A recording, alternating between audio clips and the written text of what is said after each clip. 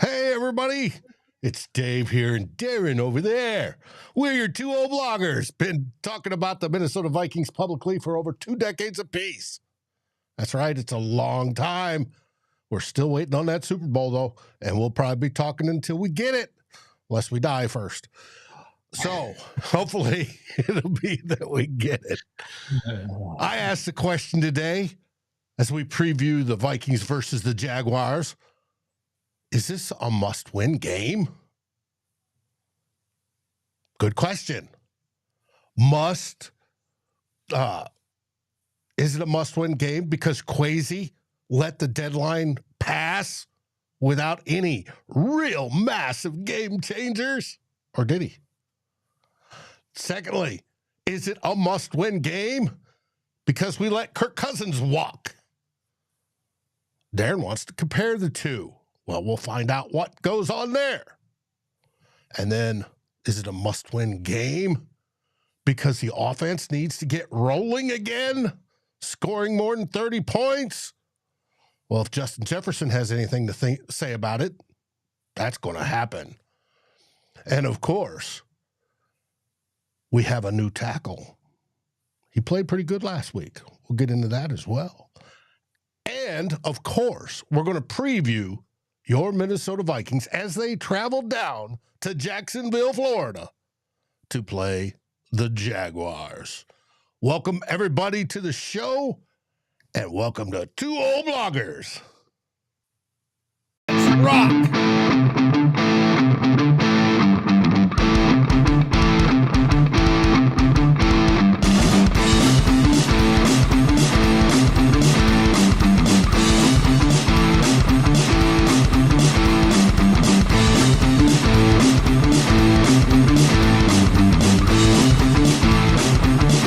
Vikings First and SKOL presents This Week in Vikings Land with Darren and Dave, your two old bloggers.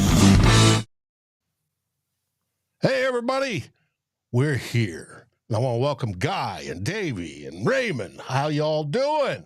Dalton is here as usual. Doc is in the house.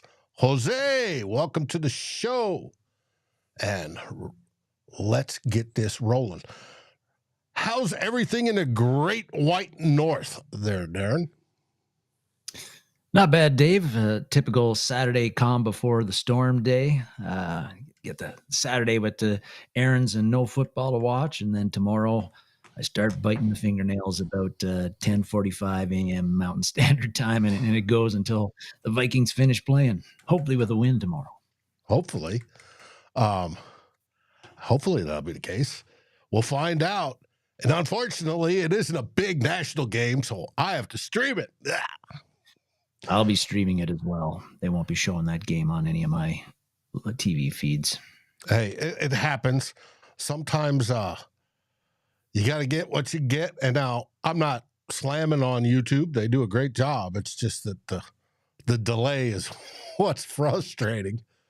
But anyways. Name this, is it a must-win? And that's a good question. You know, most people would say, but is it? What do you think, Darren? They're all must-wins, Dave. The things are so tight in the NFC North in particular that the Vikings just can't afford to give up any ground on the Lions. They can't allow the Packers to make up ground on us. And you can't even forget about the Bears, who are 4-4 and have been kind of up and down, but they've got a very strong defense. Caleb Williams hasn't been terrible. He has been terrible in some games, but in other games he's looked really, really good. And I think that, unfortunately, he's probably not going to be the bust that we were hoping for. So you got to just keep on winning in this one, because the Lions show no sign of not winning. And so it's just a tough division, and a slip up in a game like this is something that just cannot happen. So I say, yes, it's a must win. Gotcha. Well, we'll find out. Let's get into it. We're going to start off with theme 1.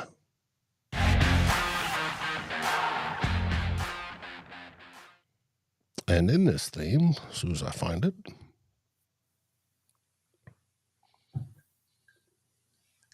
Did the Vikings do enough at the trade deadline? Yeah, the trade deadline came and went on Tuesday, and about midday my time anyway, saw that one of the NFL insiders, Diana Rossini, tweeted that the Vikings are expected to stand pat at the deadline, which was accurate. They did stand pat at the deadline, but the thing is that they had already addressed some issues well before the deadline. And October 15th, they made the trade, a minor trade, to get running back Cam Akers from Houston. On October 30th, they made a much more major trade and got Cam Robinson, the left tackle from the Jaguars, to address the Christian Darrisaw injury. So you might not think that, as far as like addressing running back depth, that I don't think that was a humongous worry for Viking fans at the time, but certainly getting a left tackle to replace Christian Darrisaw was a big worry and something that the Vikings had to do, and they addressed it. And the fact that Kwesi Adofo-Mensah got it done a week before the actual trade deadline maybe possibly lessened the amount of compensation he had to fork over to get Robinson instead of waiting until the deadline day with his back against the wall and a gun to his head and then having to make the decision. So we'll never know, but they didn't give up a whole lot for Robinson, I think. And so there, left tackle, that's a huge void they had with Christian Darrisaw. They addressed it before the deadline. But yes, they didn't do anything up until the deadline day. And when you look at what the Detroit Lions did on the deadline day by getting Zadarius Smith as a pass rusher, a big need for them, filling that for very little and giving away very little to do so. And they can even bring back Smith next year too, which is I think an important part of the deal for them. And then the commies get a year and a half on his contract left. Yeah, and then the commies go out and get cornerback Marshawn Lattimore, a guy that got a name that was passed around plenty the past 3 weeks as a potential target for the Vikings. The commies get him for a third, a fourth, and a sixth in 2025. I'm laughing at that comment about the ugly old men. Maybe ugly, but don't make fun of Dave. Puddin', she's got her shows, but this is just me and Darren. This is not one of them. No. You'll see her tomorrow night, though, on live. It's a 2-minute warning. She's joining us. Anyway, can't take these things too personally.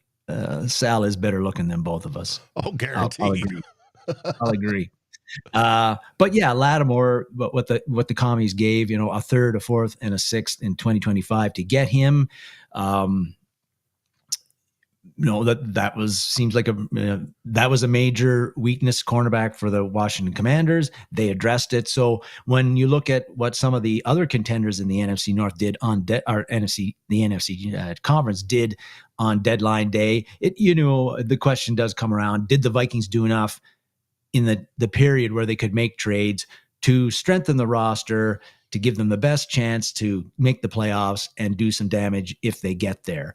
And I think that is, it's a bit of a tough question to answer, Dave, because a bit of the answer is caught up in subjective stuff, like what you or I consider to be the biggest roster holes on the Vikings at the time. Clearly, cornerback and the interior defensive line were a couple of spots that almost everybody identified that the Vikings that we would like them to address. Mm-hmm. But then left tackle was as well, and they did that. Now, is left tackle more important to address than a shutdown corner or a penetrating interior defensive lineman? That's kind of in the eye of the beholder. But I think that with what Kwesi Adofo-Mensah did, first thing is we don't know what he tried to do in between trading for Robinson and deadline day. Maybe he made inquiries, and it was relatively quiet on deadline day, except for those two major deals. There didn't seem to be a lot of sellers out there, or if their teams were selling, they were asking too much, and the buyers weren't willing to cough it up. So maybe Kwesi did try to get a Lattimore or a Jeffrey Simmons, or maybe somebody lesser like Dalvin Tomlinson, and just that the ask was too much for the Vikings. We don't know that. We also, I guess, don't know. According to Darren Doogie Wilson, the Vikings were never in on Lattimore. Mm-hmm. It could be because of the cost. It could be if you look at it. If the Saints were insistent on getting, they got a third and a fourth and a sixth in the next upcoming draft in 2025. Well, the Vikings don't have a third rounder right now in the 2025 draft. They don't have a fourth rounder. They don't even have a second rounder. So if that's what the Saints were looking for to get Lattimore, then Kwesi Adofo-Mensah, if they were looking for those picks in the 2025 draft, Kwesi Adofo-Mensah did not have those picks to outbid the Commanders for Lattimore's services. So it's kind of a non-starter. Now, we did have a first-round pick. We do have a first-round pick in 2025. Would we have been, as fans, happy to see Kwesi Adofo-Mensah trade that away for Lattimore, who does have 2 years left on his contract, $18 million in a cap hit both of those years. He's 28 now, so still not. I mean, he's getting into that kind of age where he's old for a corner, but not ancient. Stephon Gilmore's playing at 34 years old right now and doing pretty good. But Lattimore has also missed 18 games the past 2.5 seasons. So he is a bit of an injury risk there. And he's got, I think, a hamstring problem right now. So would we have been willing to do that? It's something I would have been open to, but clearly the Vikings didn't offer that up, and they didn't get Lattimore, and they didn't get anybody else. And so, that's kind of how it rolled. I think so that's kind of where you're at. But and no team said yes. The Giants didn't say yes to Sexy Dexy, and the Titans didn't say yes to Jeffrey Simmons. And those guys are young enough and under team control long enough that those two teams, even in a rebuilding stage, shouldn't be trading them away. not even close. But for Kwesi Adofo-Mensah for the Vikings, if again, running back depth was not, we didn't think it was like a big worry. But now that the Vikings seem to have soured on Ty Chandler, and Aaron Jones being 29 and turning 30 in December, the Cam Akers deal might be more significant than we think, especially if he plays as well as he did against the Colts the other night. Limited touches, but he played really well when he was in there. So late in the season, when guys are getting banged up and tired, including running backs, Cam Akers, that deal might be more important then than it seemed at the time when we got him, if he plays like he has. And then Cam Robinson, if he continues to play like he did against the Colts, that he is a hell of an option at left tackle and a replacement for Christian Darrisaw at a premium position, and will keep the Vikings offense humming and on track. Whereas if we'd gone with an in-house option like Walter Rouse, or taking Blake Brandel from left guard to left tackle, or moving Quisenberry there full-time, I don't think that would have worked out as well for those guys, for the Vikings offense. So Kwesi Adofo-Mensah did address that. It's a premium position, and I think so far things are looking really good with that Robinson deal. So I would have liked them to add a guy along the interior defensive line to strengthen, to beef up the roster just a bit more. But you got to look at, and you got to also acknowledge that Kwesi Adofo-Mensah kind of painted himself in a corner of not being able to do a lot of things at the trade deadline because of all the trades he made in the offseason. The one with the Texans to trade away a 2 to get their 1, and then the trade to move up to get J.J. McCarthy with the Jets, where he gave a 4th rounder up to do that. And then, of course, the trade to get Dallas Turner, where they gave up a whole multitude of day 2 picks to make that deal. So Kwesi Adofo-Mensah didn't leave himself with a whole lot of options because of that activity back then to maybe do some more damage and add some more players at the deadline this time. And what's going to happen, I think, is that now the improvement or the beefing of the roster, that's going to have to come from our own in-house guys playing either better than they have been, or some guys that weren't playing come in and add a little bit of boost. TJ Hawkinson coming back. That should be a pretty significant addition to the Vikings offense and help the Vikings offense be better than they have been. And then Dallas Turner, if he can build off of a pretty encouraging game against the Colts last week and become more of a factor, where he's basically has not been a factor all season up to that point, that's another in-house option that can take the Vikings defense to another level, even if we didn't add a Jeffrey Simmons or a Dexter Lawrence or a Dalvin Tomlinson or a J.C. Horn to the mix through the deadline. But Dave, I think I know your answer to this, but I'd like to get your thoughts on how you felt about the Vikings' lack of activity on Tuesday when things were all wrapping up with the deadline. Well, I think anybody that, if it would have been a lower quality player, you're just adding depth. And to find somebody like that, are you going to give up future draft picks for that? Nah. Just for depth, if they're going for the big tickets like we discussed, J.C. Horn, Sexy Dexy, Jeffrey Simmons, yeah, sure, that would have been cool. But like I've said before, you got to have a team willing to say yes, and those are types of players that teams say, no, you ain't getting them. They're foundation pieces to our team. So, and no GM is going to let them go, because the GM is fighting for his job, and he wants to keep all the best players possible to win his job. The only GM that might be willing to trade something like that is a brand spanking new one that has a plan that they want to build around, and they need the capital to do such. And that wasn't the case on either of those three gentlemen. So we got no's, and that was it. And Kwesi, I'm sure, did his due diligence on asking. Even offered, send a bottle of scotch or something.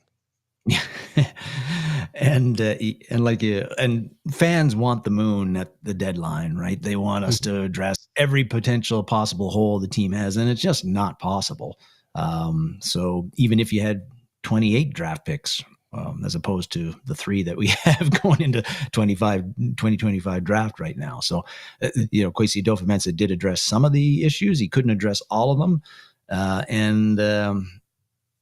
would have liked to seen us do a little bit more, but also I'm realistic to know that, like you say, you need a seller as well as a buyer, and the Vikings weren't in a position with draft capital to be able to be as rambunctious a buyer as maybe we would have liked. And that's the bed they made, and they had to lie in it when they made deals to get Dallas Turner and J.J. McCarthy. And a year or two from now, we might be, I'm pretty hopeful we won't be regretting that we did made those deals to get those guys. Yep. Hey, I'm hoping not either, but we'll find out. That's what life being a Vikings fan is. Now on to theme 2.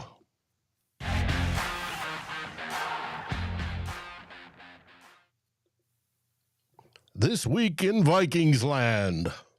I should have some music for that. Yes. I don't know. We'll have to talk about that. What kind of music would fit for that? But yeah, weekly segment, kind of look at a few topics that of stuff that has caught my interest, or little news notes. Yes, Sarah Gardner, very complimentary of KOC this week. But wanted to talk on a few things. First thing we're going to get to is not good news.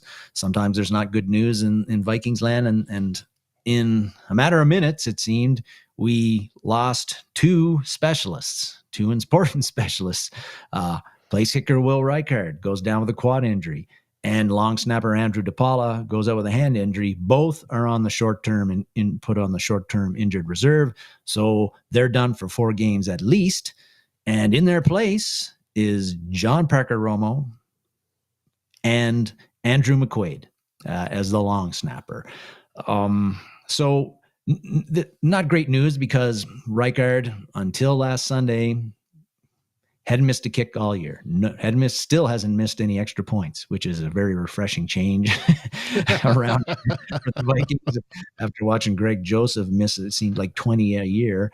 But Reichard hadn't missed any. Then he missed his two kicks in that Sunday night game against the Colts. But clearly those were influenced by the quad injury that put him on the injured reserve, the way he missed them, the same way, tailing to the right.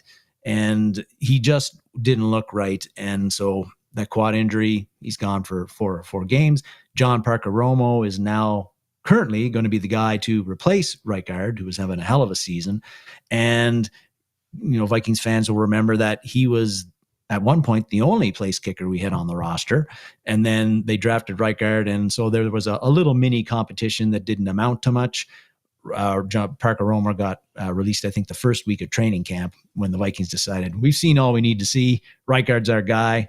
Thanks for the memories, Parker Romo. But Parker Romo is now our place kicker, and it's a bit of a concern. He last kicked professionally with the San Antonio Brahmas in the XFL in 2023. Now he had a good year, 17 for 19 in field goals. I couldn't find out how he did an extra. Okay, Davey.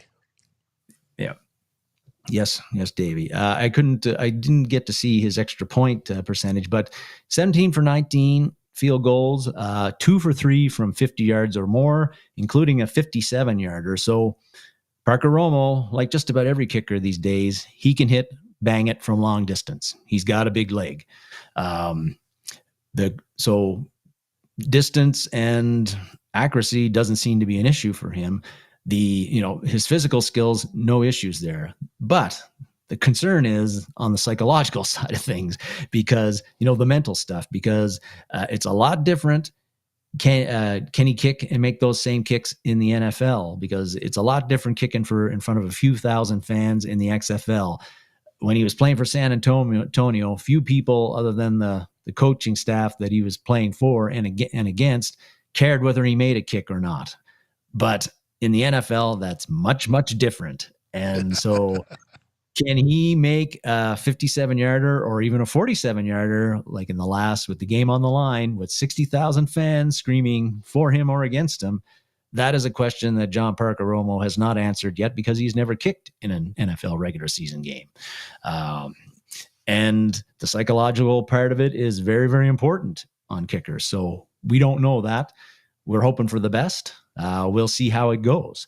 The getting to the long snapper side of things, Dave, the Andrew DePaola injury, that might be kind of a sneaky, significant hit to the Vikings roster. Just the fact that DePaola has been working with Ryan Wright, who's our holder and our punter. They've been working together for 2+ seasons. They've got that operation down pat. It's smooth. It's running great. Now you bring in Andrew McQuaide into the equation. He's a pro. He's been a long snapper for a long, long time, has been a really good one, but he has not worked with Ryan Wright up until this week. So, that whole chemistry thing, Dave, with the snapper and the holder, is this going to lead to maybe a few wayward snaps that lead to Ryan Wright not getting the punt off as quickly, which maybe leads to a block punt or two? On the field goals, could it lead to maybe too high a snap, or Wright just isn't used to McQuade's ball, so he doesn't get it down in time and leads to some issues on the field goal operation and timing? We don't know, but I think it's a possibility. And maybe I'm reading too much into it, the loss of DePaola, Dave, but it is something I think to watch for, as we've lost DePaola and Reichard in the same game to different injuries. And when you're playing for divisional titles and playoff positions, games come down to field goals sometimes. Yes, and the timing is key. Getting the ball back just the way everybody likes it, the whole works, whether it be especially on extra points and field goals, but also punting, it's going to be key. But you got to remember, Jake McQuaide, this is his 17th season, I think I read, and he's been a 2-time Pro Bowler Yes. So we're replacing one Pro Bowler with another Pro Bowler that's actually a little bit younger. And I think it'd be all right. I think we're going to be fine. I think it will too, but if there are going to have issues, it could happen this week or then, early on. So just something to watch out for. But, that. So I wanted to address that. Going to move on next to something else. Well, if they have issues, I think this is the game to have them. Perhaps, yes. It is shaping up that way for sure. But we'll get into that. All right. Next, you wanted to talk about JJ. Yeah, because I wanted to talk about Justin Jefferson just because at the start of the season, even though the Vikings went 5-0, it was kind of like a solid but unspectacular start for Justin Jefferson. He wasn't catching a lot of passes for, not a ton of yards, not Justin Jefferson totals that we gotten used to in 2023 and 2024, or sorry, in 2022. So, but he's starting to heat up now. The last 3 games, he's caught 22 passes for 333 yards, and that's up from the previous 5 games. He's on pace right now to catch 102 passes for 1,633 yards plus 12 touchdowns. That doesn't quite match his monstrous totals from the 2022 season when he was Offensive Player of the Year, but it's still pretty damn good. And he's been very efficient in what he's doing. And in the past 3 games, even though the targets that he's getting haven't really jumped up all that much compared to the previous 5 games, like basically everything the Vikings are throwing to him, Justin Jefferson is catching. He's got 22 catches. He's been targeted 25 times. So there's only been 3 incompleted passes that were headed Justin Jefferson's way in the past 3 games. And so I feel that even though it wasn't bad to begin with, I just get the feeling that the Sam Darnold, Justin Jefferson connection is really starting to they're starting to really click now, and everything that was second nature between him and Justin Jefferson and Kirk Cousins for 3+ years, that's kind of where you're seeing Darnold and Justin Jefferson now. And so even though Jefferson's on pace for slightly less totals than what we saw in 2022, I feel like he's kind of ready to go on a 9-game heater here, Dave. He's had 200-yard games in the past 3, whereas in the previous 5, he'd only had 100-yard games. So things are starting to click for Jefferson and Darnold. And when Justin Jefferson is going beast mode, that is only good news for Vikings offense, which again is adding TJ Hawkinson now. Aaron Jones is healthy. Everybody's more or less healthy except for the loss of Darsaw. So this Vikings offense, I think, is really starting to it could be coming into its own at the right time. And as we saw against the Colts, that was the best our offense had looked, except for a few isolated plays, which were kicking the nuts. But overall, the offense was really playing well in that game. And I think if Justin Jefferson is rolling like he has been lately, it's going to continue to be that way. And I've seen some discussion about what would it take for him to win MVP? A It lot. would take a lot. Like about 5 of those Jamar Chase games that he had Thursday night. Oh, God, it would take a whole lot, and the Vikings going a long way in the playoffs, and due to him. But I agree with you that he seems to be warming up, and maybe that's, he didn't have those monster numbers the first 4 games with Kirk Cousins, so maybe it's just a warm-up period. Now he's getting more in the groove. He's still averaging 98.3 yards per game on his career, which blows everybody away. He's setting records. Tomorrow with 1 catch for over 1 yard, he will surpass Adam Thielen, and then he'll move up, keep moving up. He could, if he does it, I think he's 1,300 yards away, something like that, with, half the season ago, pass Randy Moss's yards in 6 seasons, and this being his 5th season. Right. So, the dude's a stud. I'm so glad we extended him and paid him because he will go down most likely as the GOAT.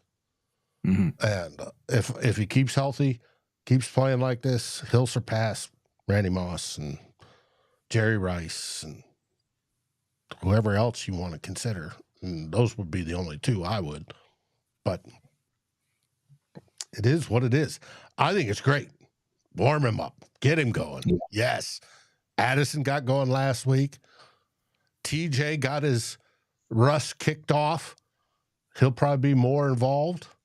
Not that, Oliver's contributions weren't appreciated. And it's going to be good. It is going to be good. Looking forward to it. Speaking of good. Oh, yeah. Well, we don't like to talk politics on this show, Dave, but and I'm Canadian, but this week, as all your viewers are well aware, the U.S. people made a very important decision about for the country's future. They picked the next president for the next 4 years. As I say, that's the biggest day of any day, right, in your country. But it made me think about the major decision that the Vikings made back in March when they decided to cut ties with Kirk Cousins and then sign Sam Darnold as the bridge quarterback. And then in April, they drafted J.J. McCarthy to be hopefully the quarterback of the future. And so I touched on this, I think, after the third game of the season. I did a little stat rundown, but I'm going to keep doing this throughout the year just to kind of compare Sam Darnold with Kirk Chains, just to kind of see how that all decision is shaping out for them and what team made the right call. And so I got to give some hat tips to and I'm not going to either. And I'm going to give a hat tip to we're on a Facebook site, the Gallahorn, and this got brought up by one of the Gallahorn guys, a Denver Sox fan. Earlier in the week, he kind of stole my thunder there, but I was thinking about this all week as well, so I'm going to do it. So going to just run through some stats. Dave has thrown them up there. He's prepared this nice slide. This is through 8 games through Sam Darnold, if you haven't been paying attention, and 9 games for Kirk Chains. Look at that. So 1,900 passing yards for Sam, 69.5% completion percentage, 17 TDs, 7 interceptions, 107.8 passer rating, 58.7 QBR, and the Vikings are 6-2. Kirko, 2,300, just over 2,300 passing yards, 69.2 completion percentage, same amount of touchdowns and interceptions. Passer rating a little lower than Sam's at 101.9, QBR a little bit higher at 60.2, and the Falcons are sitting at 6-3.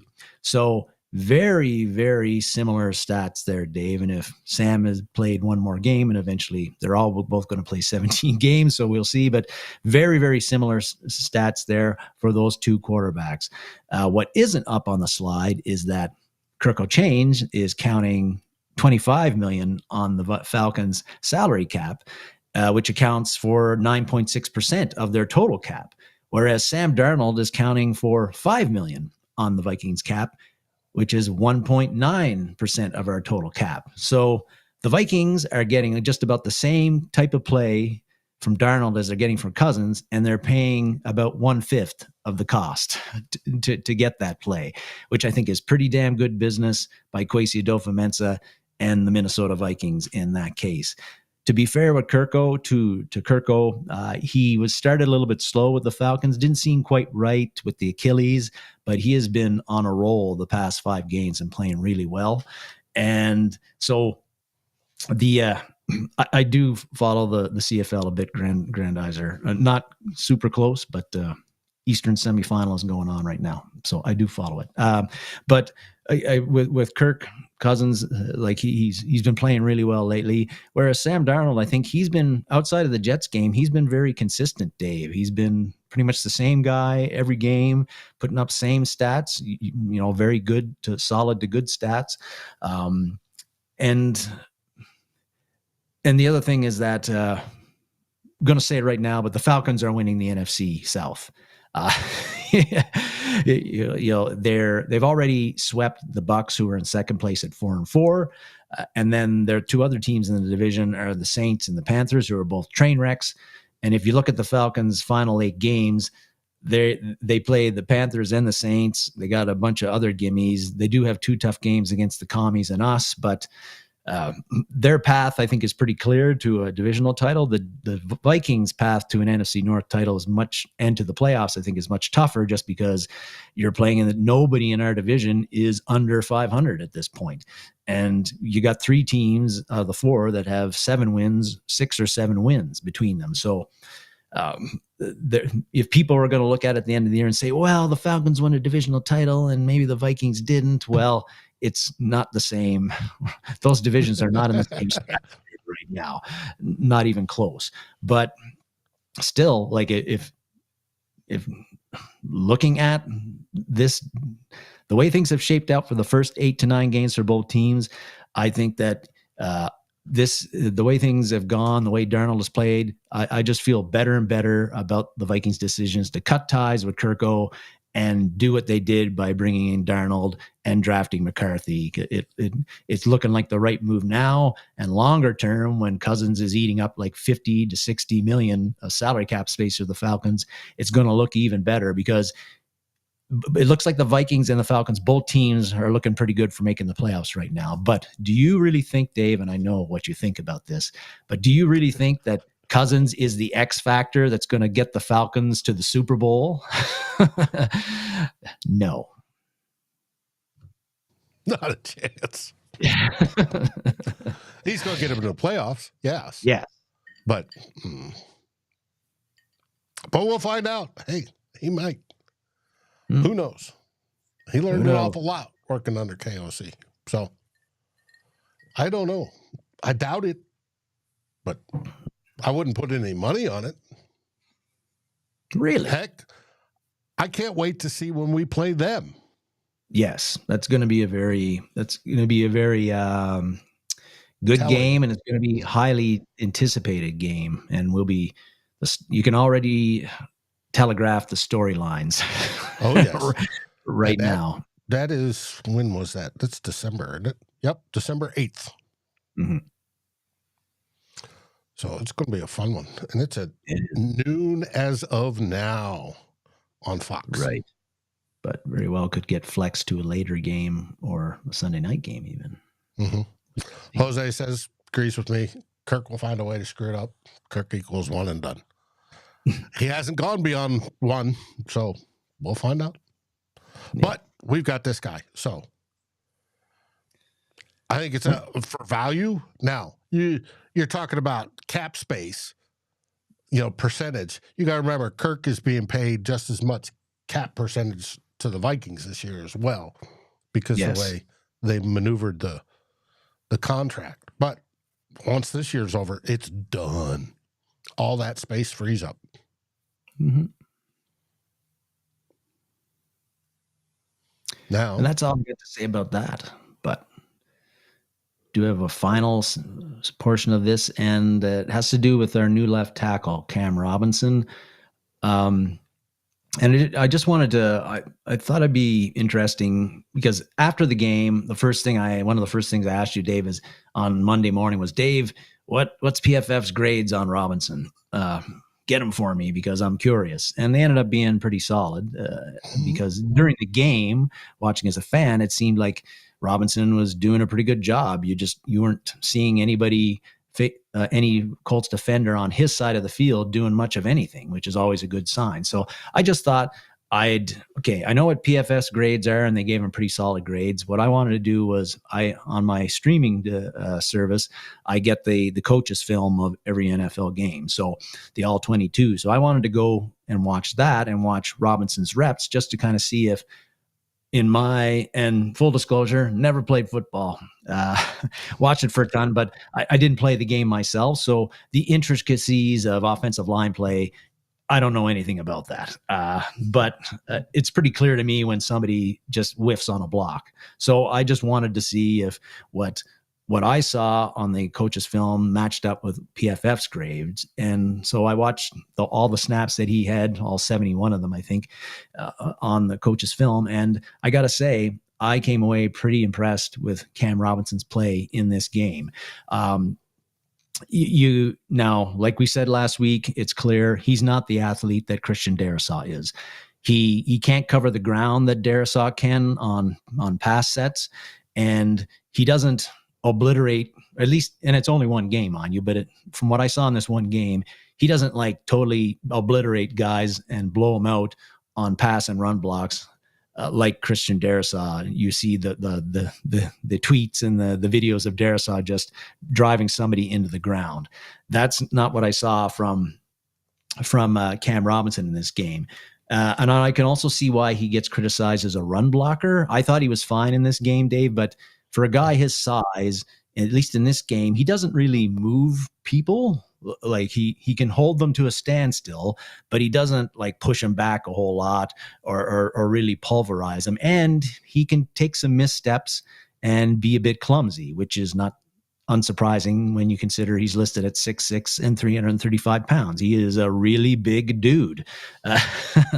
But he's massive. But that size also is one of his best attributes because he's just very hard to get around at his size. Even if he misses on a block, you still got to get around him, and he's a humongous human. So that's a big attribute to him. And the other thing that he's got is, man, I didn't realize it, but he's got like long arms, and he knows how to use them to hold off guys.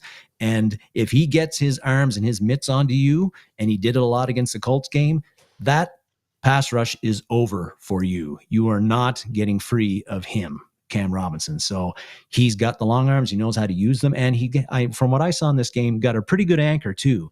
He doesn't give a lot of ground, especially if he does manage to get his hands on you at all. Bull rushes don't seem to work on him. They didn't work in the Colts game. And again, when you're 6'6" and 335 pounds, they shouldn't work on you. So, that was something that really impressed me with Robinson. And I was impressed with the fact that even though he'd only been with the Vikings 4 days, he just looked like he was very good at recognizing stunts in games. He was very good at recognizing when to pass guys off to Blake Brandel, who was playing opposite to him, and when to pick up a defender who had on a stunt had gotten free and was coming around his way. So he's and he's been playing since 2017. So he's a vet, very well schooled, knows how to play the game and knows how to play left tackle. And that's important, especially when you're new, playing on a new team. So these things are all very encouraging to me. If the Vikings continue to get this kind of play from Robinson, like they got against the Colts, they're going to be in good hands at left tackle, even without Darrisaw. He's not Christian Darrisaw, not as good, but he seemed to be pretty damn good against the Colts. And again, I think he's going to prove to be a very important addition to the Vikings and the Vikings offense. And I feel even better about the trade now after watching that film than I did when they actually made the trade on October the 30th.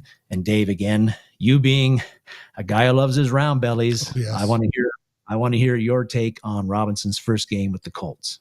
I couldn't be more pleased. Mm-hmm. He was only credited with 2 pressures from PFF. And yes, we have problems with PFF this year. I just saw explainer it was on the Thorns Substack. They're coming out with true pass rush rate, but opposite of that obviously is the offensive line blocking. And the whole point of Brandon Thorn's article was Jonathan Grenard is great. Mm-hmm. Just fantastic. He's second in the list right now for them. Number 1 edge. He's outstanding. But when you look at it from the opposite side on the lineman, he broke down PFF's methodology of what they rate a pressure versus a hit or versus a sack, whatever. And it's interesting how they do that. I'll probably break this down over the summer because I find it fascinating. but it has very specific rules. If the defender gets past the shoulder, it's a pressure. Well, what if the quarterback's 10 yards over here? Mm-hmm. Right? They still count it as a pressure.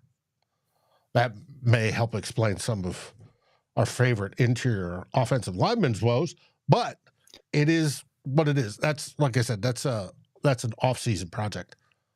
But he did extremely well. There was no deficiencies. And I did notice, too, the ability to shed blocks and pass off blocks when people were stunting, and the fact that he's just hard to move. Hey, I got the picture up here. Kwesi Adofo is no slouch when it comes to rushing the passer, and he's got him stood up, and he's got him by the shoulder pads. Kwesi Adofo's going nowhere. Mm-hmm. Absolutely nowhere on this rep that they took the picture. And I'm pleased. Hey, did we get a downgrade from Darnold? Yes, obviously we did.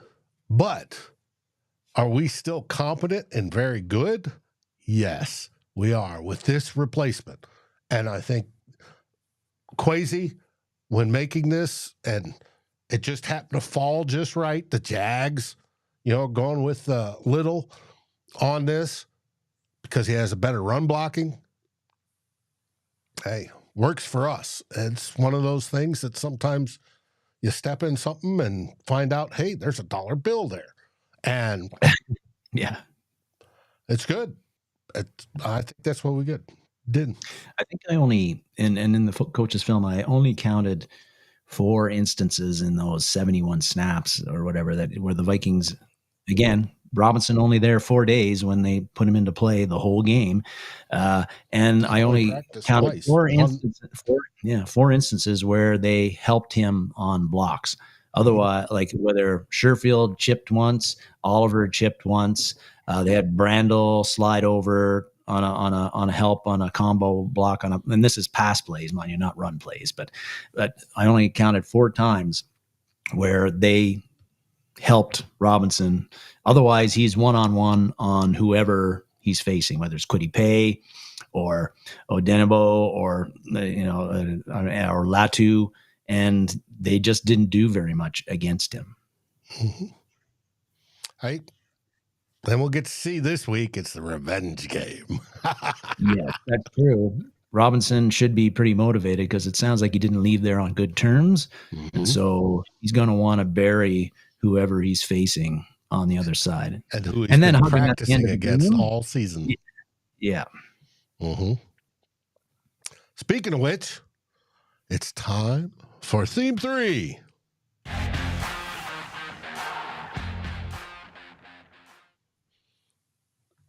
The game.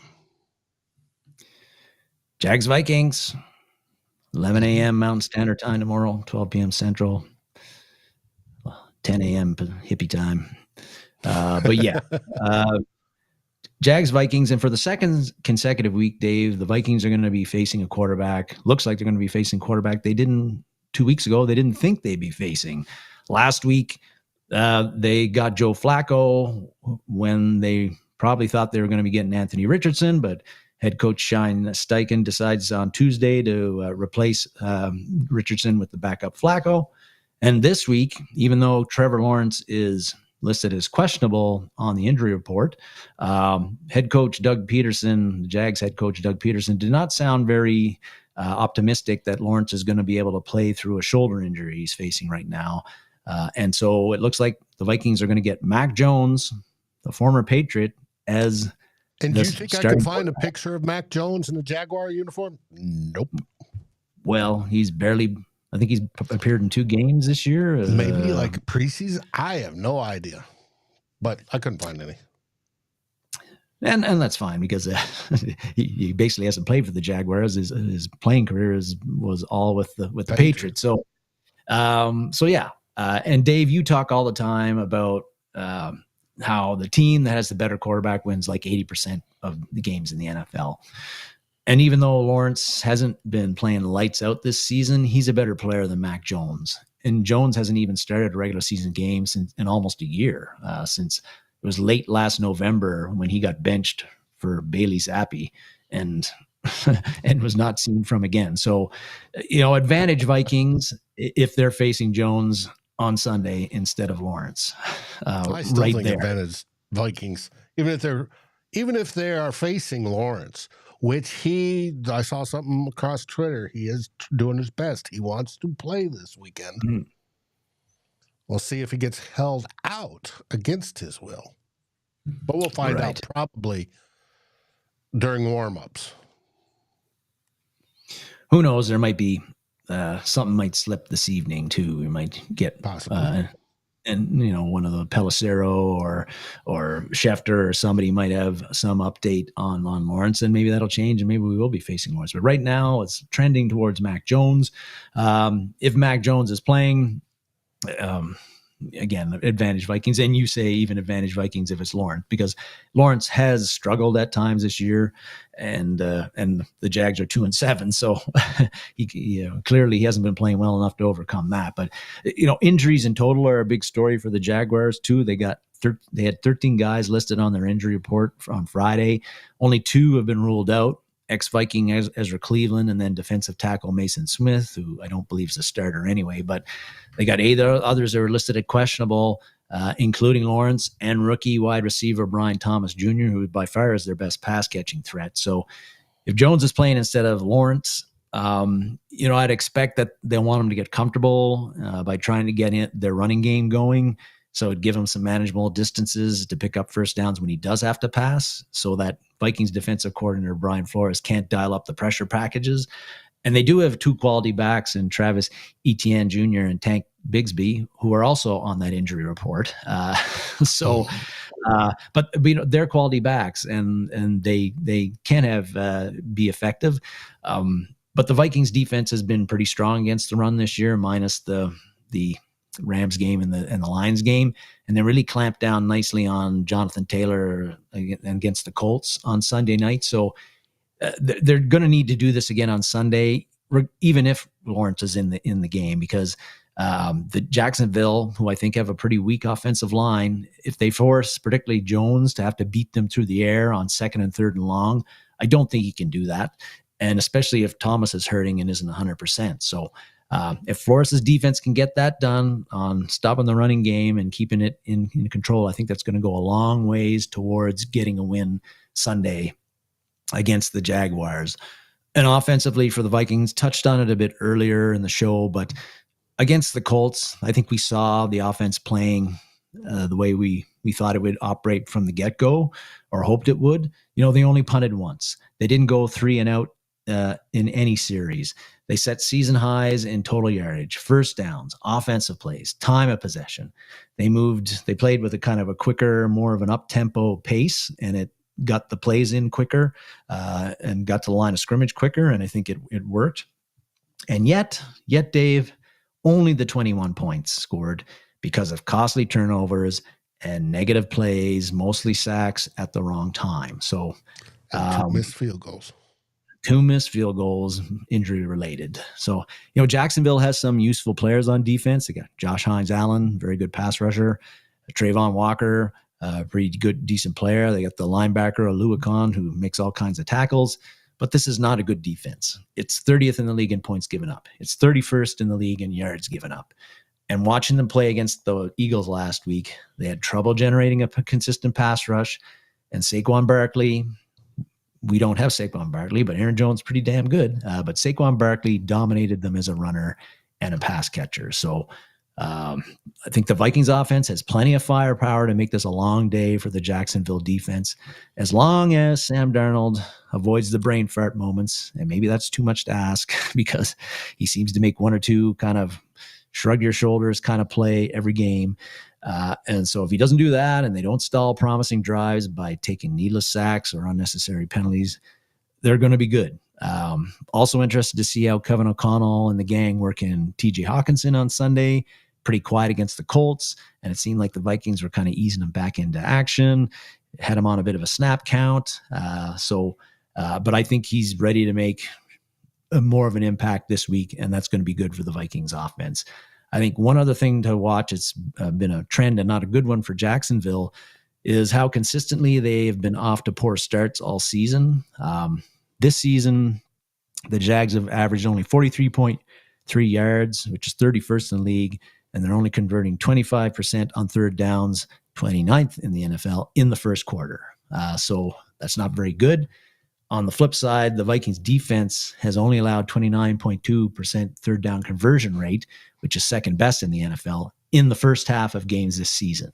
And then the Vikings offense, as we know, outside of the game last week against the Colts, Dave, the Vikings offense has been starting fast all season, routinely putting up points in the first quarter, touchdowns, field goals, and getting out to quick leads. So when you couple the Jaguars' slow starts in the first quarter, the Vikings' fast starts in the first quarter, I think this game has the potential to get away from the Jaguars pretty early, like it did against the Eagles last week, who went up 22-0 at halftime, and then let the Jags get back in the game on a bunch of stupid fourth down gambles by Nick Sirianni and 2-point conversion attempts that failed by Nick Sirianni that made no sense to me, and one turnover themselves. So the only thing is, Kevin O'Connell, a wonderful human being, Dave. He'll go to opposing quarterbacks who have been benched and tell them that he believes in them after games, like he did last week. Yep. But is he too nice a human being? I mean, teams, you hear, sometimes take on the personality of their coach. Well, pretty consistently in KOC's 2+ seasons, the Vikings have not been able to put teams away. Bury them. Yes. Yeah, bury them. And it happened again last week. And you call the Texans close to it. Well, no, that was for sure. And the Giants game was for sure. But that has been like, remember how over the moon we were that they were able to do that in those games, because we just do not see it. And so this game, if you look at Jacksonville, keeping in mind it's a road game any given Sunday and all that sort of stuff, but still, with the Jaguars offense being what it is, maybe Mac Jones starting instead of Trevor Lawrence, the slow starts, the defense that is poor, the fact that the Vikings are clicking on offense, it appears, at the right time. This is the game, defense being outstanding. Yeah, like this is a game where it is ripe for, by the fourth quarter, Dave, you and I are exchanging texts and sitting back and having a couple of beers, just hooting and hollering because the game is over. Yep. But that's not how it usually rolls with Kevin O'Connell. And so I expect the Vikings to win, but I also kind of half expect that it's going to be closer than we really want it to be, or it should be. I predicted on Sal's show Thursday by 2 full scores that we're going to win. At least 10 points. Yeah. I like Sarah, 48-13. I'll buy that. Jose says 31-17. I'll take that too. I think that's giving too much points by the defense, though. Yeah, no, I'd agree. But it would be nice, and it would be for the Vikings to, as you say, bury the Jaguars, and that's what teams who are Super Bowl contenders do to a team like the Jaguars, even on the road. They go in there and they take care of business and bury them because they're much better than them. So let Jacksonville talk about firing Peterson. Yes. Yep. Let's see if we can put another coach firing on our belt. That's true. Yeah. There's no reason why it shouldn't happen, but will it happen? We'll have to wait and find out. And then we'll get Eberflus. Yes. Doing the NFC North Who Will Be King show. Oh boy, Pay was upset. Our Bears correspondent. He wants Eberflus fired so much. And then there was a statement out of Chicago saying, Ryan Poles says, no, he's not going to get fired. He's going to be here next year too. Doesn't matter how badly we do. I think the whole bunch needs fired. But, hey, I endorse it. If they're going to be crappy, let them implode. Well, yeah, and if they're going to be bad under Eberflus, why do we want the Bears to fire him? That's right. Keep him around. Anthony's calling for 34-13. 34-13. Saw that. Grandizer 30-16. I see a trend here of at least 30 points. Right? I think Vikings the offense fans on is the show.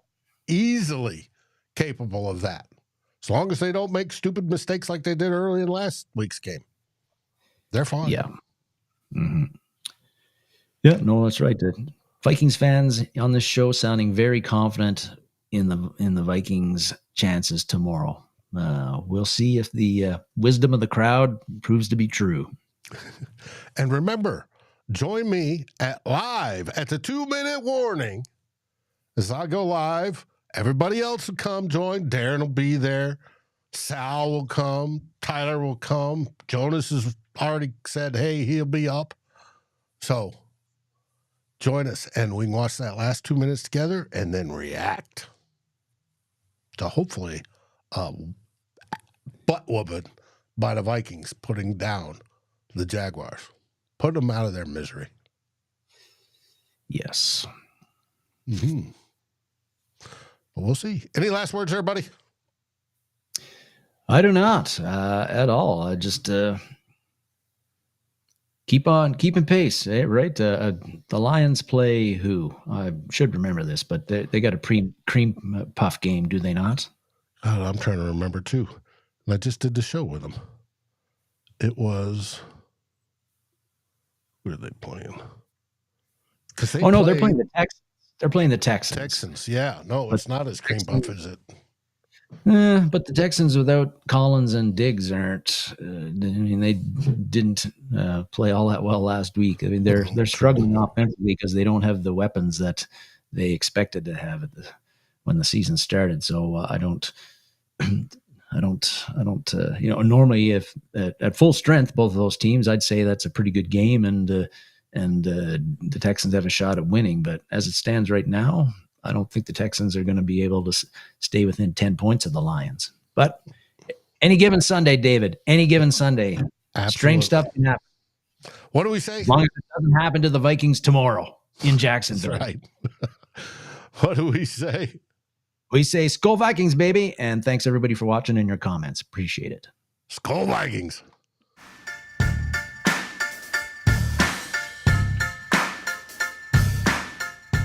Like, subscribe, and ring the bell. And rate us on your favorite podcast aggregator. Darren and Dave, thank you for watching this episode of Two Old Bloggers. We look forward to seeing you on every show on the new Vikings First and SKOL. You can find our podcasts as part of the Fans First Sports Network. Sports takes for the fan, from the fan. SKOL, everybody!